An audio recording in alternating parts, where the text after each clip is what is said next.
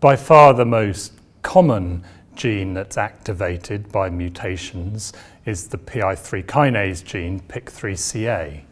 But this has been a challenging one to bring through to treatments. Other than PI3 kinase, there are a whole lot of less common but very interesting mutations that occur in only a few % of breast cancers, but are potentially very important treatments for those cancers.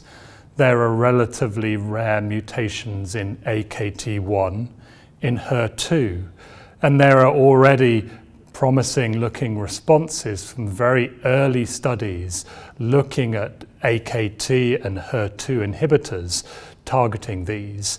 And these are HER2 mutant cancers that haven't got amplification that might activate HER2 by mutation as opposed to amplification. One of the other targets that is found in breast cancers is amplification of a gene called FGFR1 that's another receptor tyrosine kinase in a similar family to HER2. The number of drugs have looked at targeting FGFR1, and there is one that appears to have very significant activity in its early clinical trials, and that's going forwards into latter stage trials at the moment.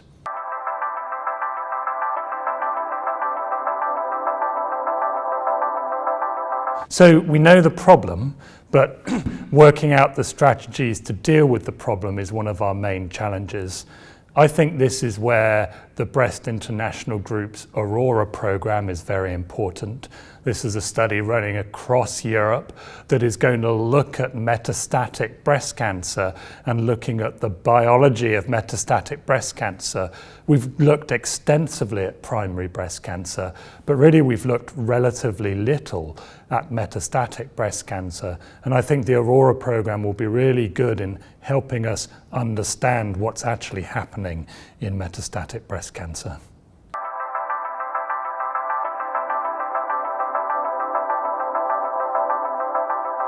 As we begin to learn more about metastatic breast cancer, we're beginning to learn that there are some relatively frequent mutationally driven mechanisms of resistance.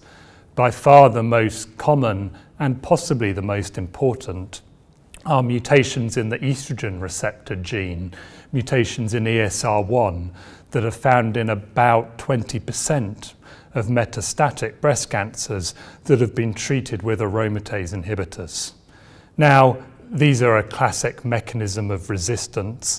They get round aromatase inhibitors because they cause ligand-independent activation of the estrogen receptor. And the real question is, are these therapeutic targets? And it's clear that actually, potentially you can, because these ESR1 mutant cancers are still dependent on estrogen receptor, and if we can use drugs that will degrade the mutant estrogen receptor, it might be a really efficient way of treating these cancers. And there are drugs in development that are potentially going to come forward to be able to target this mechanism of resistance.